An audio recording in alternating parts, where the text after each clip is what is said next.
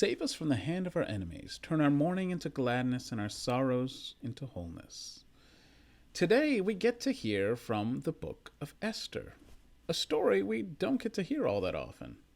And if you're not familiar with the story of Esther, the story takes place after the exile during the Persian Empire.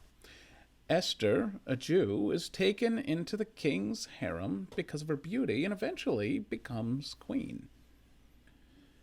The story tells of how she, and also her uncle Mordecai too, rise to influence within this foreign regime, ultimately using that influence to foil a plot to turn the king against the Jews, against her people.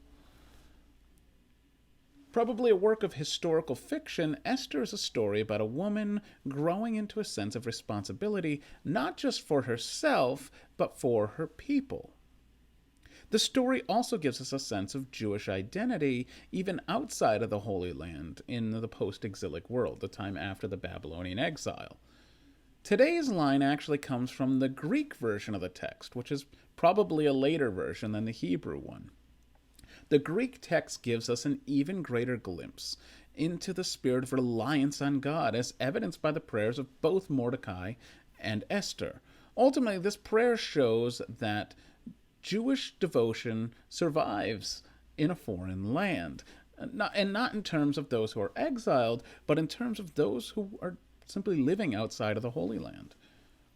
Furthermore, this heartfelt plea of Esther in the Greek version shows that deep down this sense of devotion is at the heart of identity. Indeed, it's the identifying feature of God's people throughout all of Scripture. So much so, in fact, that what happens in the many instances of idolatry and other covenantal transgressions throughout the narrative of all of Scripture is that God's people constantly lose touch with who they are. They lose touch with the fact that they are, in fact, God's people and need constant reminders of that very identity.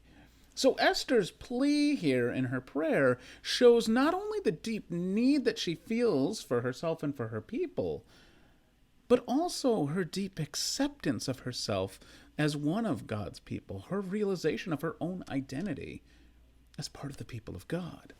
So today, as we reflect on this reading, let us echo Esther's prayer in our heart and ask for God's protection in a world that's not always favorable to Christians.